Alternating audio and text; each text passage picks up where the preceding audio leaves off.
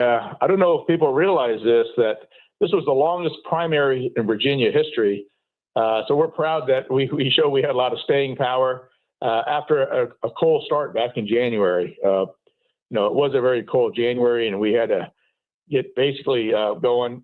And people don't really realize that getting the signatures to get on the ballot is a very heavy lift in Virginia.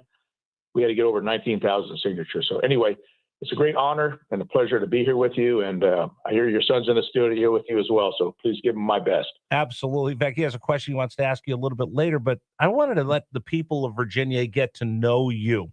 Now that you're going to be going from one side of this Commonwealth to the other, asking people what's on their mind, I want to know what's on your mind. So if we could, let's just quickly talk about the biography.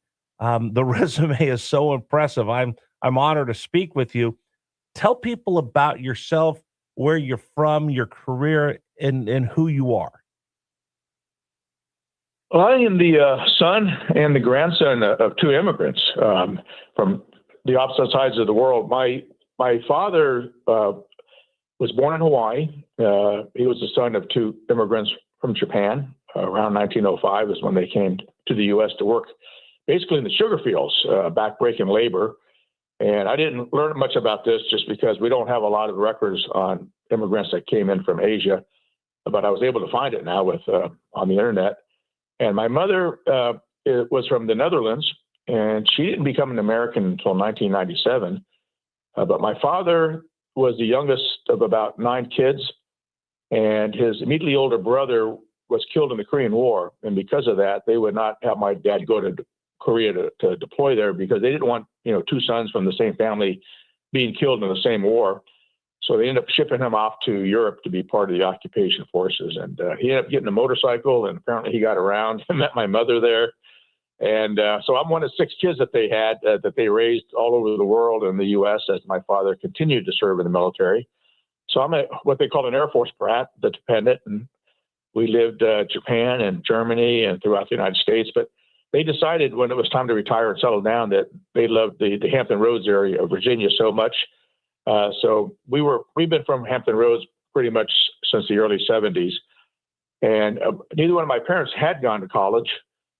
And I had just moved back from Germany and didn't even get established as a resident in Virginia at the time I was looking to go to school past my high school years.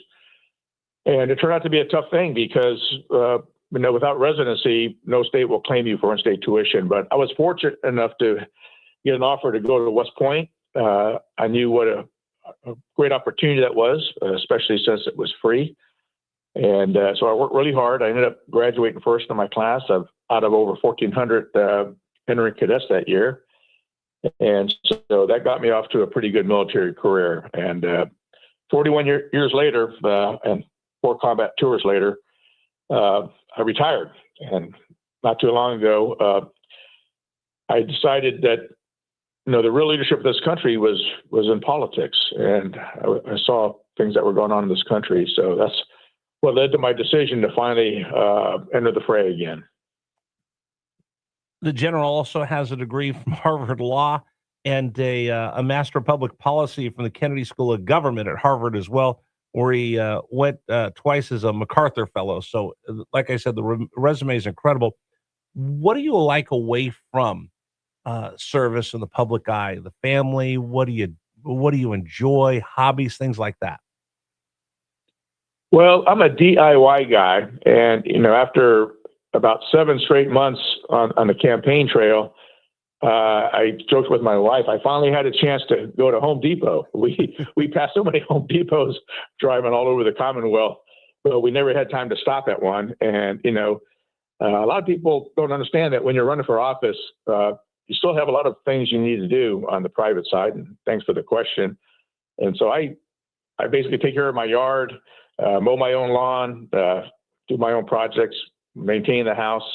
My wife and I, Amy and I, share 7 kids and 4 grandkids, and she has an elderly mother, 95 years old. And so we spend a lot of time with the family.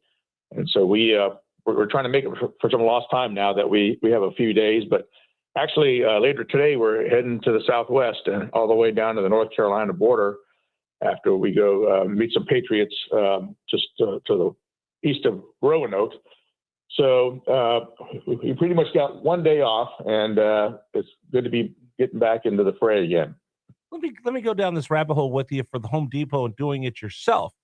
As a flag officer, there's lots of people that you can have do things, and you've lived on post all over, but there is that satisfaction of actually coming up with a project, doing something with your own hands, fixing something yourself, which is uniquely American. We are very, very self-sufficient. We're willing to help our neighbors. We're willing to have conversations. You go to Home Depot, you're not really sure which screw you're supposed to get. And in general, you're probably better than I. I don't ask questions the first 3 times I go, so it takes me 5 trips to Home Depot to figure out how to fix something around the house. But that whole mentality that Americans have is we know how to fix things ourselves, I think is very unique amongst our culture.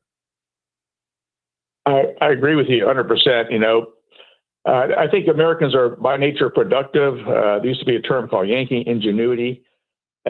We like to get things done. I think that's what attracts a lot of people to come to this nation.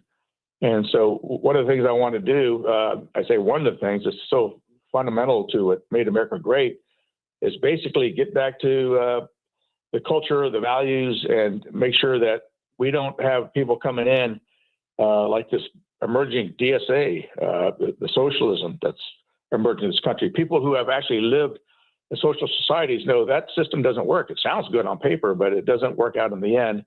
And it ends up with a much more equality than the meritocracy that, America was developed that way. And one of the issues I have with immigrants is I think that America needs immigrants, but we want immigrants who provide a win-win for the nation. So anyway, to your question on Home Depot, I like to see tangible results.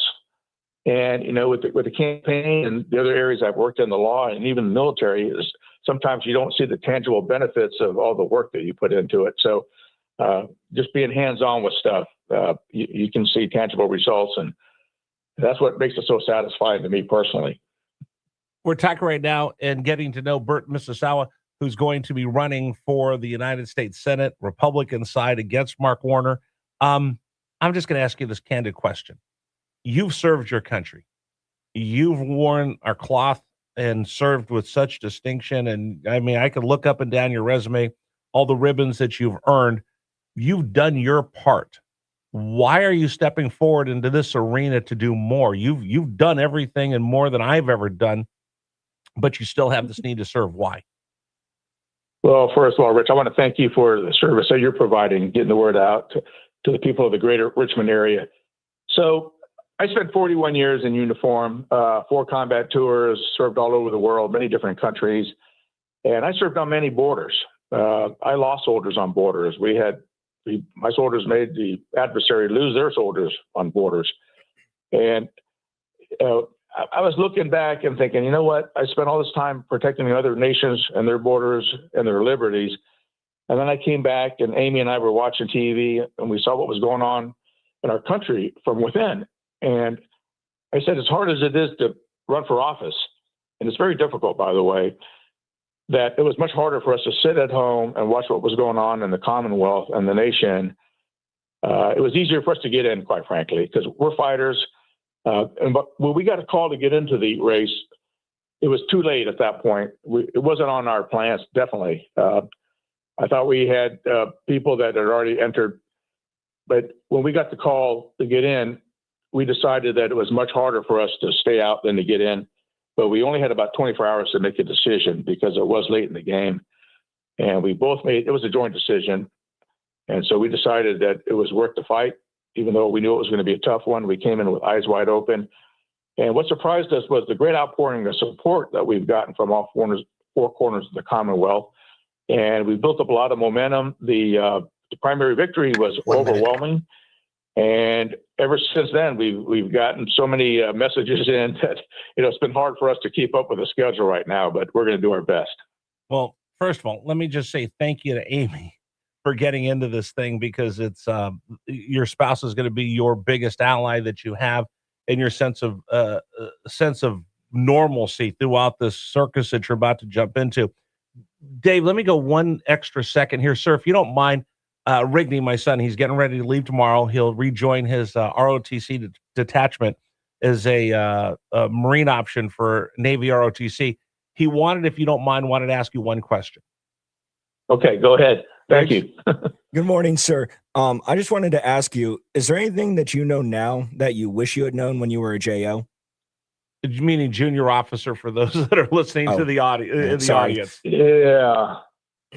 Well, my dad told me when I was accepted to go into the Air Force and into the Army, he gave me one bit of advice. And he said, you should go into the Air Force. It's a much easier life than the Army. And I spent 41 years being reminded that my dad was right after serving in the Army. So the one thing I'm going to tell you right now is listen to your dad.